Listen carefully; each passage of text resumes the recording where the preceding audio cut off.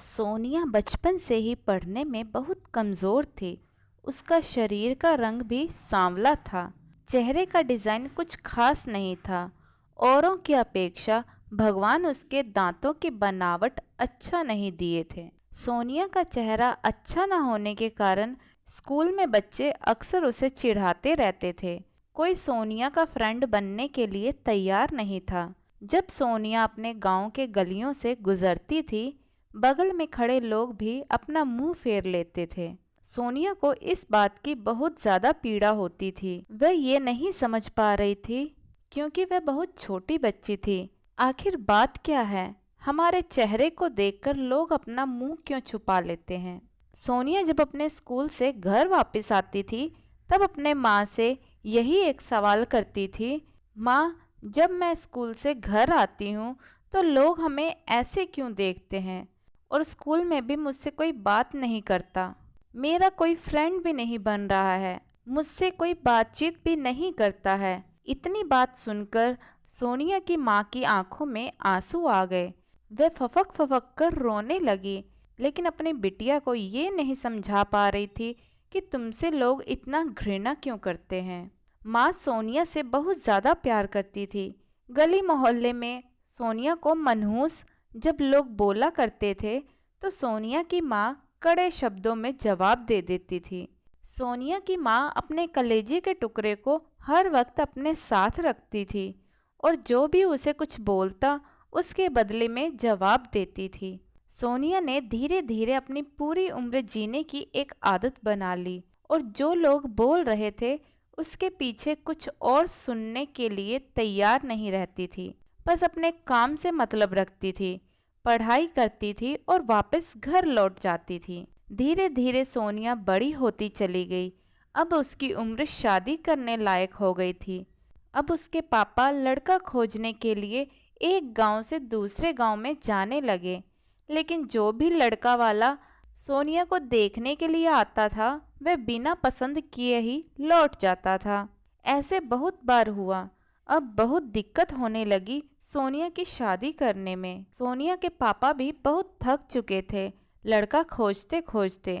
ऐसा कोई गांव नहीं था जिस गांव में सोनिया के पिता लड़का खोजने के लिए नहीं गए थे।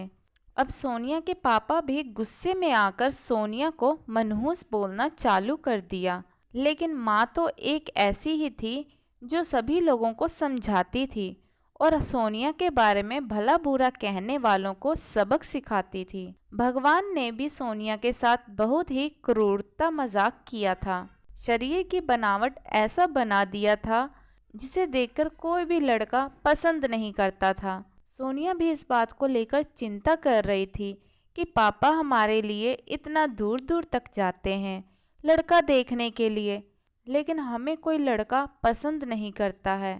सोनिया अपने कामों में ज़्यादा व्यस्त रहती थी। वह खाना बनाने में बहुत ज़्यादा समय देती थी। सोनिया को खाना बनाने में बहुत मज़ा आता था।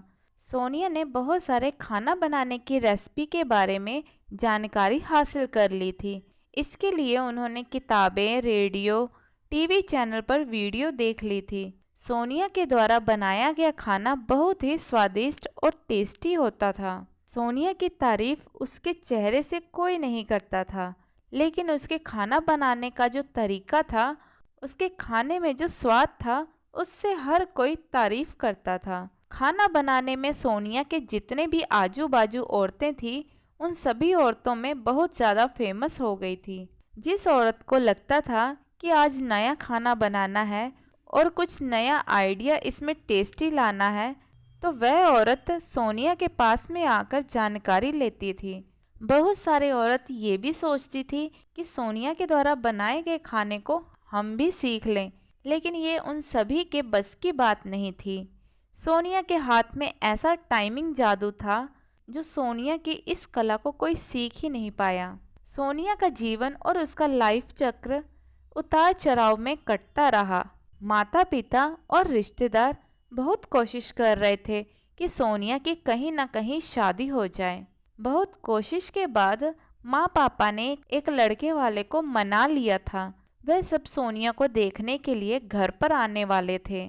सोनिया को इस बात की खबर लग जाती है कि हमारी शादी होने वाली है। सोनिया दुखी हो जाती है और गुस्सा करने लगती है और सोनिया रोते हुए कहने लगती है कि आप सब इतने सारे लड़के वालों को देखने के लिए बुलाते हो, लेकिन कोई हमें पसंद नहीं करता है और जो भी आता है हमारा मजाक बनाकर चला जाता है। आप सबकी बदनामी होती है और गांव समाज बोलते हैं कि एक लड़का वाला देखने आया था और सोनिया को पसंद नहीं किया। गांव वाले भी कहते हैं कि पता नहीं उसकी मम्मी पापा कैसे उसको जन्म दिया है। इस मनहूस की कहीं शादी ठीक ही नहीं हो रही है। सोनिया की माँ ने सोनिया को समझाया कि शादी में अक्सर ऐसा होता रहता है, हर कोई किसी को पसंद नहीं होता। जिसे तुम पसंद आ जाओगी तो तुमसे शादी ज़रूर कर लेगा। तुम अपना ख्याल रखो, तुम अपने आप पर ध्यान दो। कौन तुम्हें पसंद करेगा या नहीं करेगा ये तुम उन पर छोड़ दो। अगले दिन लड़के वाले सोनिया को देखने वाले थे, लेकिन सोनिया उसी दिन सुबह ही सज संवर कर कहीं निकल गई थी। लड़के वाले घर पर आते हैं, लेकिन मम्मी पापा को नहीं पता था कि सोनिया कहाँ गई है। जब लड़की देखने की बारी आती है तो सोनिया घर में नहीं थी। लड़के वाले इस पर गुस्सा हो जाते हैं और पूरा खड़ी खोटी सुनाते हैं सोनिया के मम्मी पापा को। वैसे भी पापा सोनिया पर बहुत ज़्यादा गुस्सा थे, लेकिन उस दिन की हरकत से सोनिया के पापा के ऊपर खून सवार हो गया था। सोनिया ने अपने पापा को गुस्से में पागल कर दिया था। उस दिन सोनिया के पापा ने उसके मम्मी पर सारा गुस्सा उतार दिया। सोनिया के पापा ने उसकी मम्मी को बहुत बुरा भला कहा कि ये सब तुम्हारे सिर पर चढ़ाने का नतीजा है। तुम्हारी ही वजह से सोनिया ऐसी हरकत कर रही है। अब शाम का वक्त होने वाला था। सोनिया घर को लौट चुकी थी। सोनिया के चेहरे पर बहुत ज़्यादा खुशी थी और उसके हाथ में एक चेक था। सोनिया कोई एक सर्टिफिकेट लेकर आई थी। सोनिया ने अपनी उपलब्धि के बारे में अपनी मम्मी से कुछ बोलने वाली ही थी कि इसी बीच उसकी मम्मी ने सोनिया को इतनी खरी खोटी सुनाई कि सोनिया सपने में भी ये नहीं सोच पा रही थी कि मम्मी आज हमें इतना बुरा भला बोलेंगी। इससे पहले सोनिया की मम्मी ने सोनिया को इस तरह के शब्दों का उच्चारण कभी नहीं किया था। सोनिया की माँ ने एक बात सोनिया से कही कि बाकी सब लोग सही कह रहे थे कि तुम सच में मनहूस हो। आज तुम्हारी वजह से हम सब परेशान हैं। अच्छा होता कि तुम पैदा होते ही मर जाती। आज ये दिन हमें देखना तो नहीं पड़ता। गांव घर में हम सिर नहीं उठा पा रहे हैं। सोनिया इस वाक्य को सुनकर अवाक थी। वह कुछ बोल नहीं पा रही थी, क्योंकि जब सोनिया बोलने की कोशिश कर रही थी तो उसकी मम्मी के शब्दों से उसकी आवाज़ दब जाती थी। सोनिया चुपचाप निठुर भाव से खड़ी थी। सोनिया की आंखों में आंसू बह रहे थे। सोनिया बिल्कुल व्याकुल हालत में खड़ी थी। वह कुछ बोल नहीं पा रही थी। सोनिया अपने माँ से एक ही सवाल कर रही थी, माँ क्या मैं इतनी बदनसीब हूँ कि मुझे आप मारना चाहती थी? क्या मैं मर जाऊं? मैं इतनी बुरी हूँ? आप मुझे मारना चाहती थी? मैंने ऐसी कौन सी गलती कर दी थी? सोनिया के द्वारा बोला गया एक भी बात का असर उसकी माँ पर नहीं हुआ।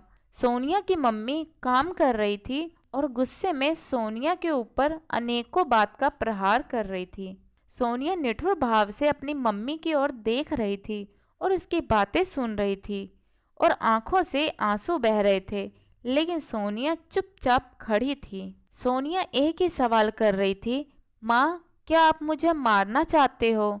गुस्से में मम्मी ने भी बोल दिया, हाँ। सोनिया बिना एक पल बिताए सीधा अपने कमरे का दरवाज़ा बंद कर लेती है और 1-2 मिनट के बाद मम्मी का गुस्सा जब शांत होता है तब सोनिया की मम्मी को अपनी गलती का एहसास होता है।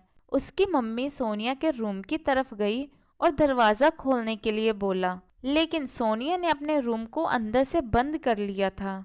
सोनिया की माँ ने जब देखा कि सोनिया ने अंदर से दरवाज़ा बंद कर लिया है तो सोनिया की मम्मी ने सोचा कि उसने कोई गलत कदम तो नहीं उठा लिया। इसलिए सोनिया की मम्मी ने उसके पापा के पास तुरंत कॉल किया घर आने के लिए। दोनों ने दरवाज़ा खोलने की काफ़ी कोशिश की, लेकिन सोनिया ने दरवाज़ा नहीं खोला। कुछ समय बीतने के बाद सोनिया के पापा को अब एहसास हो गया कि सोनिया ने कुछ गलत कर लिया है। सोनिया के पापा ने तुरंत दरवाजे को तोड़ दिया। सोनिया के मम्मी पापा ने अंदर का सीन देखा तो अवाक रह गए। सोनिया ने दुपट्टे का फंदा बनाकर पंखे से लटक रही थी। अभी ज्यादा वक्त नहीं हुआ था, वह सिर्फ बेहोश हुई थी। माँ और पापा ने तुरंत उसे उठाकर पंखे से अलग किया, फिर गले से दुपट्टा निकाला और बेड पर सोनिया को लेटा दिया। इस स्थिति को देखते हुए उन्होंने डॉक्टर को तुरंत कॉल किया। माँ की नज़र अपनी लाडली बेटी सोनिया के मुट्ठी बांधे हाथ पर जाती है। हाथ में एक चिट्ठी रहती है और टेबल पर पड़े 50 लाख का चेक मिलता है, जिसमें 5 स्टार होटल में शेफ की नौकरी करने के लिए कंफर्मेशन लेटर था। उसी कंफर्मेशन लेटर और चिट्ठी को लेने के लिए सोनिया बाहर गई हुई थी। कुछ समय के बाद डॉक्टर आते हैं और सोनिया का इलाज करते हैं। डॉक्टर सोनिया के चेकअप करने के बाद बोलते हैं, शुक्र है लड़की बच गई। कुछ सेकंड और देरी होती तो आज ये लड़की हम सभी के बीच नहीं रहती। सोनिया बेड पर बेहोश अवस्था में पड़ी थी। डॉक्टर ने बोला कि सोनिया धीरे धीरे कुछ घंटों में ठीक हो जाएगी। मैं दवा लिख देता हूँ, जिसे आप मेडिकल स्टोर से मंगवा लीजिएगा। मम्मी और पापा, मैं जानती हूँ कि मैंने जन्म से लेकर आज तक कोई ऐसा काम नहीं किया जिससे आप लोगों को गर्व महसूस हो, लेकिन मैं आपसे बताना चाहती हूँ कि मैं खाना पकाने में नेशनल लेवल कंपटीशन को जीत चुकी हूँ। इसमें मुझे 50 लाख का चेक और प्रथम स्थान मिला है। मेरे द्वारा बनाया गया खाना ऑर्गेनाइजेशन को इतना पसंद आया कि वह मुझे एक बहुत बड़े होटल में बतौर मास्टर शेफ की नौकरी के लिए कंफर्मेशन लेटर भी दे दिया था। पूरी दुनिया मेरे खिलाफ थी, मुझे इस बात का कोई फर्क नहीं पड़ता था और ना ही पापा की कड़वी बातें मुझे रुलाती थी। मैं पापा से हर वक्त प्यार करती थी और मम्मी को दिल से चाहती थी। मैं जानती थी कि मम्मी और पापा केवल बाहर से ही सख्त दिखते हैं, लेकिन अंदर से मुझे बहुत ज़्यादा प्यार करते हैं। यदि आप मुझे प्यार नहीं करते तो मेरे बिना कहे कपड़ा, मिठाइयाँ और किताबें नहीं लेकर देते। माँ की ममता और प्यार को कोई बयां नहीं कर सकता। माँ मेरी चाहत और दुनिया थी। पापा का प्यार मुझे बहुत सताएगी। मैं अब इस दुनिया को अलविदा कहकर जा रही हूँ। मेरी माँ, मेरे पापा इस दुनिया के सबसे खूबसूरत माँ पापा हैं। मैं जानती हूँ कि आपने कभी न कभी भगवान से प्रार्थना ज़रूर किया होगा कि अगले जन्म में मेरी जैसी औलाद मत दीजिएगा, लेकिन मैं भी भगवान से प्रार्थना करती थी कि अगले जन्म में क्या, 7 जन्म तक मुझे आप जैसे ही मम्मी पापा मिले। और आज यही प्रार्थना कर रही हूँ कि मैं उस भगवान के पास जा रही हूँ जिसे आप लोग बहुत पहले मुझे भेजना चाहते थे। चिट्ठी में बहुत सारी इमोशनल बातें लिखी थी, जिसे पढ़कर सोनिया के मम्मी पापा के पांव तले से जमीन खिसक गई। सोनिया के मम्मी पापा बहुत पछतावा कर रहे थे और उनकी आंखों से आंसू बहुत ज़्यादा गिर रहे थे। सोनिया बेड पर बेहोश पड़ी हुई थी। उसकी माँ उसके सिर पर हाथ फेरकर रो रही थी। पिता को बर्दाश्त नहीं हो रहा था कि वह भी सोनिया के लिए जोर जोर से चिल्लाकर रोने लगे। दोस्तों, हमें कभी भी दूसरे के बारे में कमेंट नहीं करना चाहिए। भगवान ने जो भी उस व्यक्ति को दिया है कुछ सोच समझकर ही दिया होगा। दूसरों पर कमेंट करने से पहले खुद को भी देख लेना चाहिए कि हमारे अंदर कितने अवगुण हैं। तो दोस्तों, आपको हमारी आज की यह कहानी कैसी लगी कमेंट करके ज़रूर बताइएगा। कहानी पसंद आई हो तो वीडियो को लाइक शेयर करें और चैनल हिंदी स्टोरीज डियर को सब्सक्राइब करना ना भूलें। वीडियो को पूरा देखने के लिए बहुत बहुत धन्यवाद दोस्तों। तो मिलते हैं अगली कहानी में, तब तक के लिए जय श्री कृष्णा।